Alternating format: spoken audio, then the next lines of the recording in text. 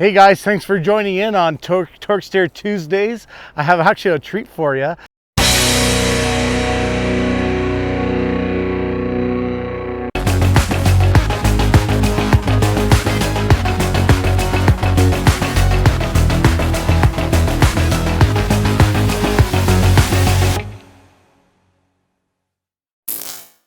I'm in a yard with a lot of cool rides, but none cooler than this 1981 Dodge Ramcharger. Let's go check it out. It's the first year that Ramcharger had a fixed roof and updated design in the front end and also a new dashboard. So this one would have been the very first body style of the last Ramcharger, which made till 1993, apparently up to 96 in Canada.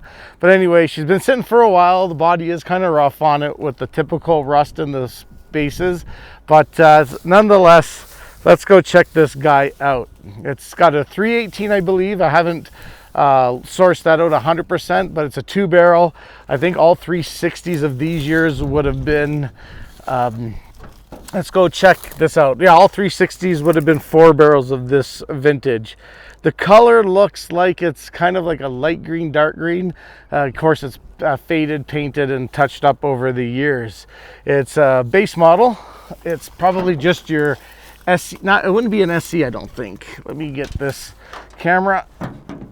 This hood's heavy. So there we go. So yeah, so there we go, 318. It's been sitting for, the owner says, approximately 10 plus years. Don't know if the engine's locked up or not. I'd have to kind of look at it. There is oil in it. I did check it out a little earlier. So this is just your regular duty. It does have the automatic locking hubs. I don't think it's a center axle disconnect. Funny enough, the front windshield is not cracked. But anyway, let's go take a look inside the 1981 Ramcharger. So again, this was the first year of this design style of the dashboard. It's got the 81 to 82 steering wheel. In 1983, they changed to a different style. This guy here just doesn't have intermittent wipers. It's the old high beam on the floor. Looks pretty decent in here. The seats are in really nice shape. A little bit of cracks on the driver's side, to be expected to something that just hit 40, I guess 40 years old this year. Now, it does have a roll bar in it, and these are factory on the ones that had a removable roof. But since this one doesn't have a removable roof, I think it did last a year or two. Maybe those that know more about these vehicles than I do will lend me a look and let me know exactly what those details are. Back seats, nice bench seat. Windows are all in good shape. Again, this one here, I'll get the actual color of this. I got the Chrysler color code to it. So of course this one here is going to really need a full body work, and that's where it becomes a very big task. But anyway, this is the coolest. This is my favorite SUV ever. Second favorite would be the Jeep XJ. And then the third, I got a couple. I like some of the newer modern ones, like the newest 4Runner. I also like the Cadillac Escalade when we go into a real high-end luxury one. But just a cool factor of an SUV, this 81 Ramcharger is great. So I have so it says 2006 there. So again, it could be there. Now this tailgate does open, but the shocks don't hold. So that would be about it. So anyway, got a spare tire, hard hat, you know, all what was left in there. Again, just looking through the whole interior. It does have this vent slash RV style hood vent. So if you're going to camp in the back at night, you can have some ventilation for it. Everything works pretty good. So this is the worst spot right here. As you can tell, Mother Nature is bringing it back to the planet Earth. But not 100% bad. It's a lot of peeling paint and everything like that, which isn't too bad. The rear axle should be a Chrysler 9 1/4.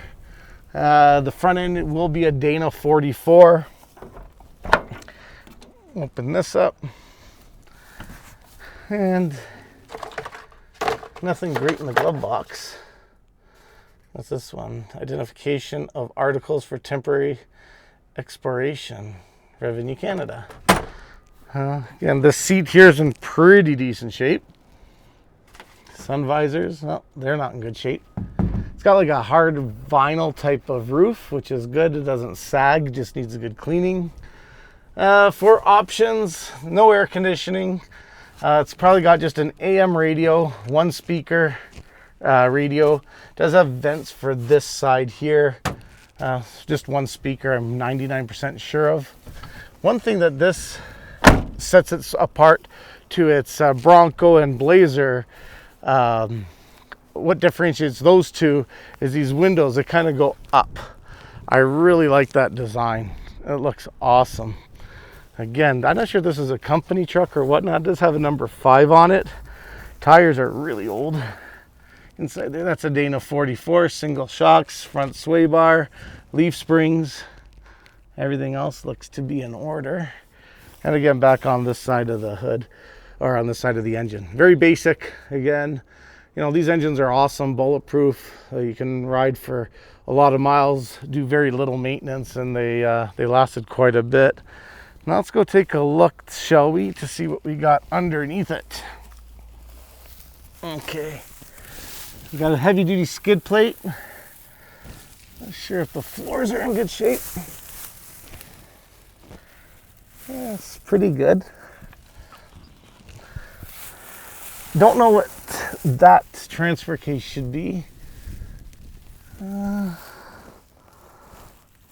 some softness here. That'll be behind the seat. It's got nice leaf springs there. It's quite a bit of a drop on that diff. And then this is it. Let's go take a look at the other side, shall we? Which isn't too bad. She's looking good. Not sure if you see the roof. I can't see it, so kind of take a look up there. Don't think this thing would be too fuel friendly. If I had one of these, I wouldn't do too much. I like them the way they are. So it does need floors, argon in it. You know, this is a tough bird, this guy. Not too bad. Here it's pretty solid. Should be about a 727 transmission. Again, look at that simple solid axle.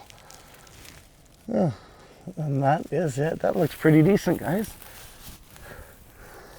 Chrysler did away with the manual locking hubs. They went to this style. I'm not sure if it's a central axle disconnect. From my experience, I think it's not.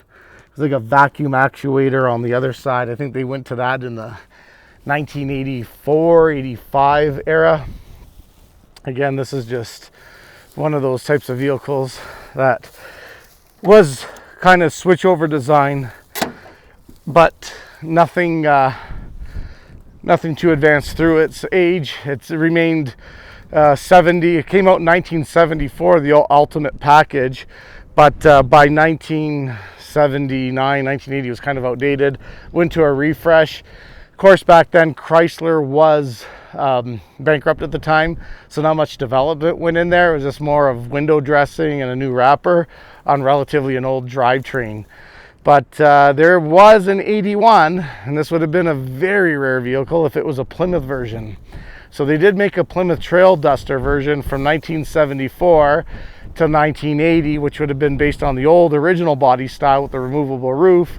And then in 1981, when they went to this fixed roof style with the updated design and interior, they had a 1 year only Plymouth Trail Duster, which would have been an amazing vehicle to get your hands on. I like these the way they are. Other than just giving it a new body, new refresh, new paint, replace the running gear, the only thing I would actually do if I ever get one of these would be to put in a 364 barrel, and that is it. And just maybe some more off-road-ish style wheel tires. I wouldn't do much to it, and maybe upgrade the radio a bit. These are the older push-button radios. I think with Chrysler, I would upgrade to the middle 80s to the late 80s design radio, just for electronics, and then maybe do some aftermarket. Look at that. So you got that little bit of a four-wheel drive indicator. Not much with gauges, fuel gauge, oil pressure, temperature, and that's not a voltage gauge. I guess that's like an ammeter. It wasn't really great to use. And then we have the speedometer in kilometers an hour because this is Canadian. Big brake pedal, gas pedal, again, rubber floors for easy use, clean. It's a nice armrest there. As you can see, you get a lot of panoramic view out of the Ramcharger.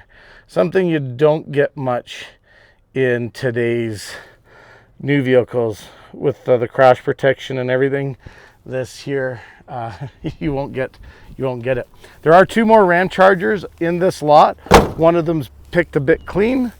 I'll give you a little bit of a tour on that one. Saw the tail lights and everything. This one's been kind of picked over and sinking into the ground. I gotta watch where I step here because there's some deep puddles.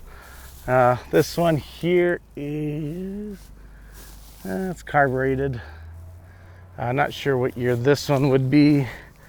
Again, that would have been this, because of that grill that you see, it'll be 1986 and up. 85 and down had the egg crate style grill, and 86 and up had the crosshair grill, which Dodge kind of adopted to that. So that's kind of what we got here, guys. I'm gonna wrap up the video, and yeah, so usually Torque Steer Tuesdays is something like a driving tip, or you know, not quite a product review, which this should be Final Drive Fridays, but I couldn't resist. The weather's beautiful, and this place has a lot of gems that I'm going to probably do small little short videos on, and kind of, you know, go back in nostalgia and remember the good old days when driving was a lot different than it is. Well, guys, I hope you enjoyed that. Love this truck. Like I said, my favorite SUV. Couldn't turn down a little bit of a filming episode.